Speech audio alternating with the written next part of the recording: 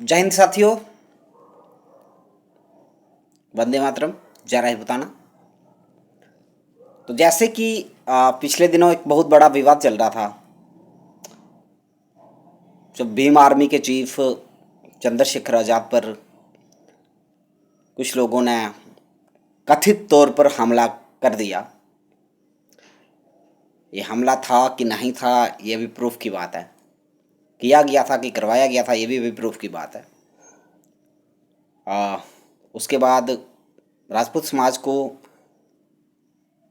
कुछ लोग, मतलब जो भीम आर्मी से जुड़े हुए लोग हैं, वो लगातार फेसबुक पे सोशल साइट पे लगातार गालियाँ निकाल रही हैं, लगातार अपशब्दों का यूज़ कर रही हैं।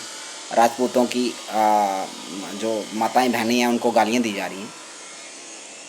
तो मेरा इन सब से एक सवाल है कि ज़रा इतिहास को टटोल के देखिएगा कि सच क्या है। एक बार इतिहास को पढ़ के देखिएगा। बहुत पढ़ने लिखने की बात करते हो ना आप, एक बार इतिहास को पढ़ के देख लीजिएगा, अपने गिरवन में एक बार झांक के देख लीजिएगा और उसके बाद बात करना। बाकी चैलेंज तो बहुत सारे लोगों ने दिए हुए हैं। आज बताइए कि वो चैलेंज वाले कहाँ हैं। भैया इतने दिन हो गए राजपूत समाज के लोगों ने उस महक को, जो अपने नाम के आगे सिंह लगा रहा है और डीएनए हमारा देख रहा है कि हमारा डीएनए क्या है। अरे भाई डीएनए तो तेरा देखना चाहिए, तू सिंह क्यों लगा रहा है? चमैर कब से सिंह होने लगे भाई? डीएनए किसका चेक होना चाहिए? तेरा चेक होना चाहिए। दूध का सवाल, तू छठी के दूध का तुझे पता होना चाहिए भाई। दूध का सवाल तुझसे पूछा जाना चाहिए। किसका ठप्पा है? कहाँ को सिंग लगा रहा है भाई? कहाँ का ठप्पा है? अब कहाँ है वो? तमाम लोग ढूंढ रहे हैं उसको। दिख रहा है? कहाँ चला गया? कहीं नजर नहीं आ रहा भाई। और इसलिए जो बाकी लोग हैं, जो बुद्धिजीवी लोग हैं इस समाज के, चंद लोग हैं जो इस तरह का अभद्र शब्दों का यूज़ कर रहे हैं, उनसे हमारा विनम्र निवेदन है। विनम्र बोल रहे हैं फिर भी आपको गालियां देने के बाद भी, कि एक बार इतिहास को पढ़ लें, हिस्ट्री को जान लें। जिस बाबा भीमराव अंबेडकर के बात आप कर रहे हो ना, उसने उसने किस रूल में ये लिखा हुआ है कि तुम किसी जाति को गालियां दो? बताओ कौन से लॉ में ऐसा लिखा हुआ है? लिखा हुआ है। उससे पहले तुम बड़ा, हाँ मान लिया उससे पहले हम बुराई करते थे, लेकिन उसके बाद तुम संविधान मानने लगे, फॉलो करने लगे ना उसे। कोई गलत करता है, कोई किसी पर गोली चलाता है, हथियार चलाता है, तो उसको कानून पकड़ेगा, सजा देगा। क्या तुम्हारे समाज का कोई एक इंसान गलत करेगा, तुम उसकी माँ बहन को गालियाँ दोगे? या पूरे समाज की माँ बहन को गालियाँ दोगे? हमें गर्व है भाई, हमें इस चीज़ का गर्व है कि हम राजपूत परिवार में पैदा हुए। तुम दलितों में पैदा हुए, तुम्हें नहीं गर्व है? इसमें हमारी क्या गलती है भाई? खुद पे तुम भी गर्व करो, हमें तो कोई ऐतराज नहीं है। लेकिन तुम्हें तो करना नहीं है, तुम्हें दूसरों को गालियां देनी है।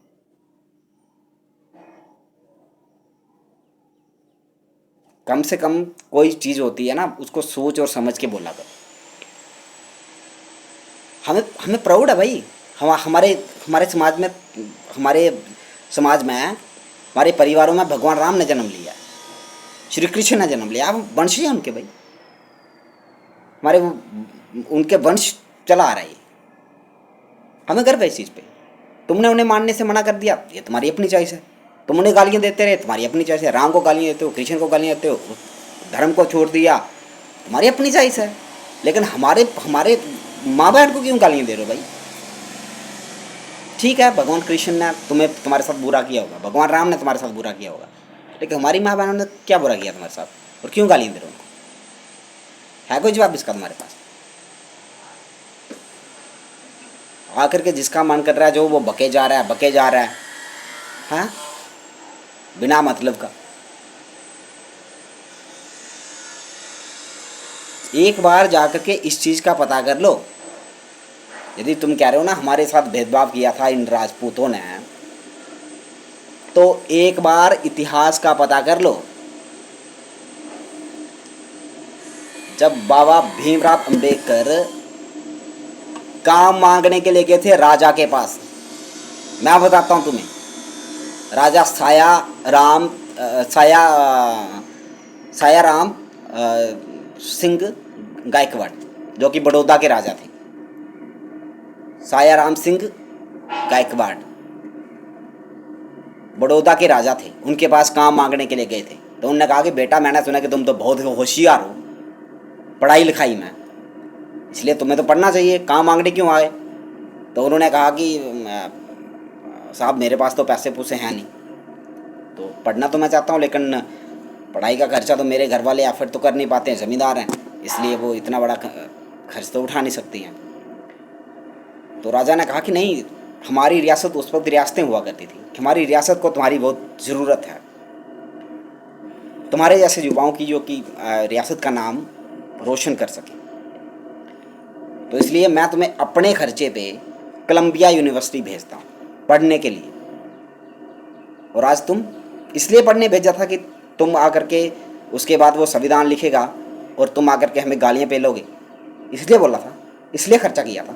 इतिहास पढ़ लो, किया था कि नहीं। इसलिए राजपूतों ने, इसलिए कि उनके बच्चों का नाम काट दिया जाएगा नौकरियों से, इसलिए शिक्षा दिलाई थी उसे कि वो बाद में हमारे से बदला लेगा और तुम आकर के हमें गालियां पीटोगे, इसलिए।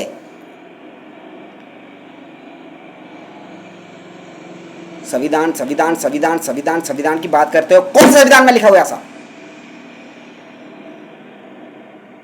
हिम्मत है एक संविधान बता देना मुझे। और जो आज चैलेंज कर रहे थे ना कि यहाँ पे ये है, वो है, फलाना है, ढिमकाना है, एक करेंगे वो करेंगे, एक बता दो, एक बता दो जो उसके बाद मिला हो। हर जगह से क्षत्रिय समाज ने उसे ढूंढा है, हर चैलेंज उसका पूरा किया है, जहां उसने बुलाया है। आया हो कोई, बता दो।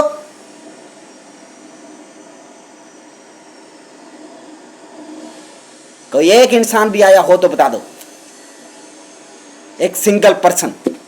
बिल्कुल नहीं। अभी पीछे किसी ने चैलेंज किया था वहां पे सहारनपुर में, वहां पे क्षत्रिय समाज पहुंच गया कि अंबेडकर भवन में आ जाओ।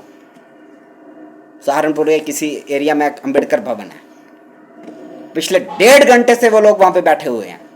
और 1.5 घंटे के उन्हीं के समाज के लोगों को से जब संपर्क किया गया तो उन्होंने कहा कि भाई वो इंसान, जब उसकी वीडियो दिखाई गई कि ऐसे ऐसे वो बुलाया उसने हमें वहाँ पे, 3-4 इसके साथ और लड़के थे, उन्होंने कहा कि वो किसी भीम आर्मी के साथ नहीं जुड़ा हुआ है। हाँ, दलित समाज का है वो, लेकिन वो किसी किराए के मकान में रहता है और दूध बेचने का काम करता है। चलिए जी, काम तो काम है, दूध बेचने का काम करता है और धमकियाँ हमें दे रहा है कि हम तुझे पता नहीं है, मार देंगे, काट देंगे, फलाना है, ढिमकाना है। भाई किसको धमकी दे रहे तुम यार? तुम नहीं लड़ सकते हो भाई हमारे साथ, इसलिए इस चीज़ को स्वीकार कर लो, तुम नहीं लड़ सकते हो। ना तुम्हारे पास उतने हथियार हैं, ना तुम्हारे पास उतना पैसा है, ना तुम्हारे पास इतना दिमाग है, मैं तुम्हें अब कहना चाहता हूँ, नहीं है। तुम नहीं लड़ सकते हो हमारे साथ, इसलिए इस चीज़ को स्वीकार कर लो। आरक्षण की रोटियां खाने वाले हमसे मुकाबला नहीं कर सकते, ठीक है ना? हमारी बराबरी तब करना जब तुम अपने बेटों को बोलोगे, अपनी बेटे बेटियों को बोलोगे कि आरक्षण बंद करो, हम इक्वल हैं, हम बराबर हैं, फिर हमारी बराबरी करना तुम। हम भीख की रोटियां नहीं खाते, हमारे सिर पे, हमारे टैक्स से तुम पल रहे हो और हमें धमके दे रहे हो। फिर भी हमारी कभी आपसे कोई इससे पहले लड़ाई नहीं रही है, यही घटना हुई है। अब तुम कह रहे हो ना उस वक्त के अपने दादों परदादों से पूछना, हमारे नाम की बसियत होती थी भैया। ये ज़मीनें, ये किले, ये सरकारों को हमने प्रॉपर्टियाँ दी हैं, हम चाहें तो अब छुड़ा सकते हैं, ठीक है? आज भी हमारा समाज, आज भी आपको इतना मैं चैलेंज के साथ बता सकता हूँ कि आज भी सबसे ज़्यादा आर्मी में शहीद होने का जो दर्जा है ना, आर्मी में जो जान कुर्बान करने का दर्जा है, वो राजपूत को है। सबसे ज़्यादा विधवाएं जो फीमेल हैं वो राजपूतों में हैं। हमें सर कटाने में देश के लिए कोई आपत्ति नहीं है, और हम सिर्फ अपने समाज के लिए नहीं कटवाते हैं, वहाँ तुम भी हो, वहाँ दूसरे भी हैं, सब हैं, हिंदू मुस्लिम सिख ईसाई सब हैं उसमें। हम वो नहीं करते हैं, इस चीज़ का हमें कोई एतराज़ नहीं है। कम संख्या में होने के बावजूद भी पुलिस में भी ज़्यादा है।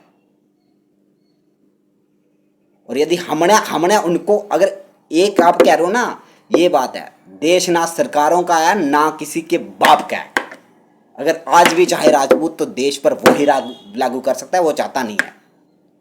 इसलिए आप अपने हथकंडे अपनाना बंद कर दो। इससे आपसे विनम्र मैं निवेदन कर रहा हूँ। कोई लड़ाई या झगड़े की बात नहीं है। हमारे कई दोस्त हैं जो इस बात को नकार रहे हैं कि ये अच्छा नहीं किया है, जिसने भी किया है वो अब ढूंढ रहे, नहीं मिल रहा है। जो महक महक जो अपने नाम के आगे सिंह लगाता है, ठीक है।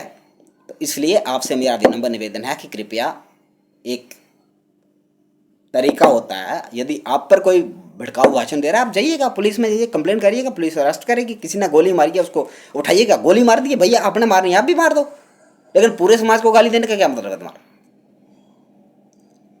ठीक है। बाकी रही बात जो तुम धमकियां दे रहे हो ना, ये उसका रिजल्ट है कि आज हम इतने क्रोशित हुए हैं, वरना नहीं होते, ठीक है। और इसी समाज के कुछ लोग हमें, मतलब कि हमारे जो साथी हैं उनको संपर्क करके कह रहे हैं कि भैया ये गलत है, ऐसा नहीं होना चाहिए, जिसने बोला है वो गलत है, आप उसको करिएगा। क्योंकि हमारे भी कुछ लोग हैं जो इस तरह का अनाप शनाप फिर बोल रहे हैं, है ना। एक्ट का फिर रिएक्ट तो होता ही है। उनसे भी मेरा निवेदन है कि आप गालियाँ में नहीं दीजिए। हालांकि हमारे में कोई ऐसा नहीं है जिसने किसी को माँ बहन की गालियाँ दी होगी, और किसी ने दी भी होंगी तो वो भी गलत है, बट उसका एक कानूनी फार्मूला है, वो अपनाइए आप। ये तरीका तो ना होता है। हमने एक देश में रहना है, एक जगह पे रहना है, एक स्थान पे रहना है। आप यहाँ शुद्ध शाद की बात हम तो कब से ख़त्म कर चुके हैं भैया। तुम अपने आप को दलित बोलते हो, हम नहीं बोलते। हम नहीं बोलते आपको दलित। आप खुद अपने आप को प्रेजेंट करते हो, भाई दलित हैं हम, दलित हैं, हमें रक्षण चाहिए, हमें ये चाहिए, हमें फलाना चाहिए, हमें ढिमकाना चाहिए। तुम करते हो ना, वरना हम तो तुम्हारे साथ खा भी रहे हैं, पी भी रहे हैं, हमें तो कोई एतराज़ नहीं होता। इनके समाज के कुछ लोग अब ये खुलासा करने में लगे कि भैया वो लोग इसके हैं ही नहीं है, वो किसी आर्मी के हैं ही नहीं है, किसी भीम आर्मी के हैं ही नहीं है। तो भैया क्यों सिर्फ डबल कर रहे हो बिना मतलब का, क्यों चैलेंज दे रहे हो बिना मतलब के, मूंछों को ताब दे करके हमें बता रहे हैं कि हम पता नहीं क्या हैं, ये कौन थे, इनके बाप कौन थे, ये वो थे। जिन जिन गुरुओं से आप सुन रहे हो ना, जिन गुरु जो आपको गुरु शिक्षा दे रहे हैं, ठीक है, उनको कहिएगा कि पहले हमारा इतिहास पढ़ लें। उनको पता है हमारा इतिहास, तुम्हें भड़का रहे हैं वो, ठीक है। और इतिहास की हमें ज़रूरत नहीं पड़ती है, इतिहास को याद करने की आपको ज़रूरत पड़ती है। हमारा इतिहास तलवारों से लिखा जाता है, लिखने के लिए भी आपको रखा होता है हमने। तुम लिखते हो हमारा इतिहास, हम नहीं लिखते, हम बनाते हैं इतिहास, समझ आई। इसलिए मैं आपसे विनम्र निवेदन कर रहा हूं कि इस लड़ाई को यहीं ख़त्म कर दो। अगर बढ़ गई ना, कोई सरकार, कोई पुलिस और कोई कानून राजपूतों पे लागू नहीं हो सकता। इतनी बात को याद रखिएगा। कानून से ना आप बड़े हो, कानून से ना हम बड़े हैं, लेकिन इतने बात याद रखना कि हम किसी पर बेमतलब की कोई टिप्पणी नहीं करते हैं, ना ही किसी की टिप्पणी को सहन करते हैं। इसलिए आपसे विनम्र निवेदन है कि कृपया शांति बनाओ और शांति से जियो और जीने दो। जिसने गोली चलाई है उसने गलत किया है, उसको कड़ी से कड़ी सजा होनी चाहिए। वो मेरे समाज का है, तुम्हारे समाज का है, या किसी अन्य समाज का है, उसको सजा होनी चाहिए अगर उसने ऐसा किया तो।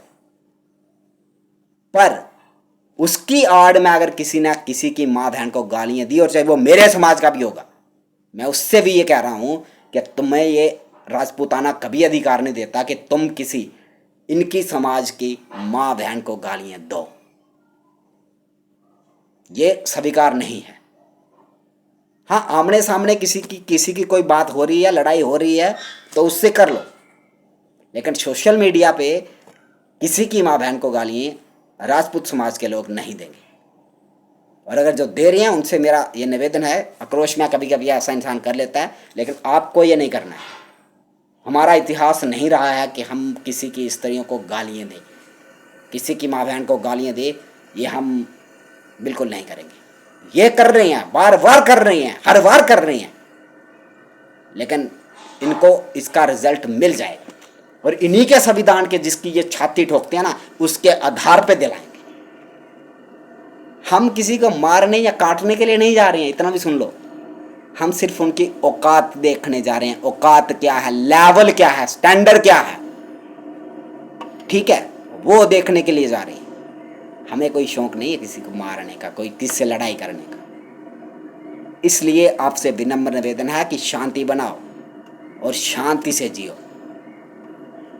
जिस चंद्रशेखर आजाद की आप बात कर रहे हो ना, उनका तो आपस में सिर्फ डबल हो रहा है। भैया मायावती से बड़ी कौन सी दलित नेता है भाई, बता दो, बता दो। उनका तो आपस में पॉलिटिक्स के चक्कर में सिर्फ डबल हो रहा है। तुम क्यों बीच में घुस रहे हो भाई? तुम्हारा क्या लेन देना उस पॉलिटिक्स से?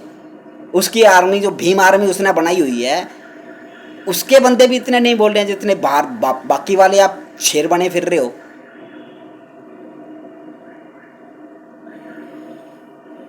तुम क्यों बोल रहे हो? इसलिए मैं कह रहा हूं कि उनका आपस में चल रहा है। मायावती से बड़ी कोई दलित नहीं है। और उसका देख लो, ट्वीट ही देख लो उसका पहला वाला के क्या आया है। इसलिए राजनीति को साइड पे छोड़िएगा और इस देश में सबको रहने का, सबको जीने का आप ही के बाबा भीमराव अम्बेडकर ने संविधान दिया है ना। हमें बाकी चीज़ें नहीं दी होंगी, आपको दी होंगी, वो आपको मुबारक, हमें नहीं चाहिए। लेकिन रहने और जीने का तो है ना। कम से कम इतना तो नहीं है कि आप हमारी माँ बहन को गालियाँ दो। ये अधिकार आपको दिया गया उसने।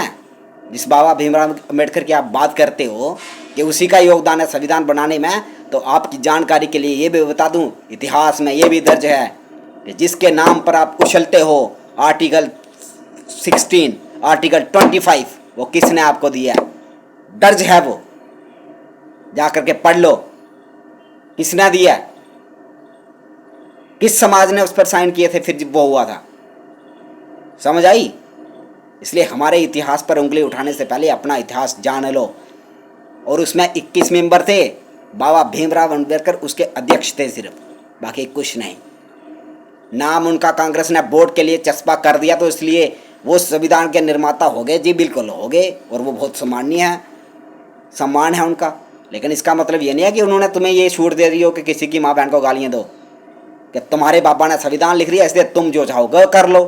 भैया ऐसा नहीं है। इतिहास बनाने में देर नहीं लगती है हमें। इतिहास हम बदल भी सकते हैं और इतिहास को हम दोबारा से लिखवा भी सकते हैं। लिखते नहीं हैं, हम बनाते हैं। लिखना फिर वो तुमको पड़ता है। इसलिए मेरा ये निवेदन है कि शांति बनाओ। मेरे बहुत सारे दोस्त हैं जो आपकी कम्युनिटी से आते हैं, इस चीज़ से वो भी आहत हैं, अच्छा नहीं लगता है। बट हाँ, एक बार फिर से मैं अपने समाज से कह रहा हूँ कि आप कभी भी किसी की माँ या बहन को गालियाँ नहीं देंगे। जो इनकी माएँ बहनें हैं वो हमारी अपनी हैं, उनकी इज्जत होनी चाहिए, उनका रेस्पेक्ट होना चाहिए।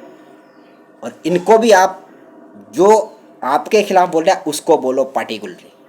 इनके समाज को गालियाँ नहीं दो, क्योंकि समाज को गालियाँ हमारा कतई भी मतलब नहीं है देने का। समाज, इनके भी, हमारे में भी कुछ बुरे होंगे, इनके में भी बुरे होंगे। इसलिए आपको इस चीज़ का ध्यान रखना है। इसके साथ ही यही बात मैं आपसे करने आया था। इसके साथ ही जय हिंद, जय भारत, जय राजपूताना।